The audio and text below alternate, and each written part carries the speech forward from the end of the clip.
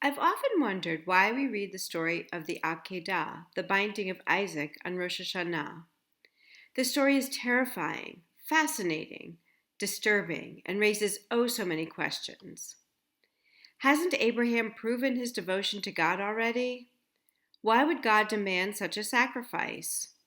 Why does Isaac go along with it? Where was Sarah, and what did she have to say about it? On the surface, the story is a simple one. God tested Abraham. God tells Abraham to take your son, your only son, whom you love, Isaac, and offer him up as a sacrifice to God.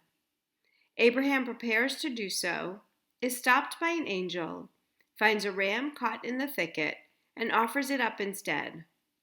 He passed the test and is declared a God-fearing man because Abraham did not hold back his son from God. In a test between reverence for God and love for his son, reverence for God wins out. Rabbi Barry Kogan teaches that the Akeidah tests not only the central characters, but readers as well. The story implicitly asks us how we would react in the same situation. So why did God test Abraham? Was testing Abraham necessary because God really didn't know the outcome? Or perhaps God was concerned that Abraham needed to know how he would react. Why does God ask Abraham to break the very command God gave to Noah not to shed blood?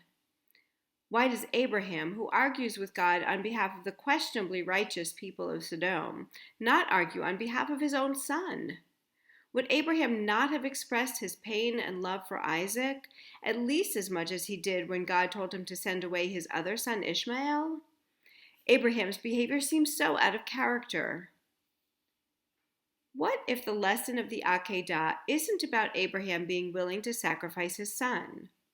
What if instead, Abraham's test was one of steadfast faith in a God who sanctifies life, trust in a God who would not demand such a sacrifice?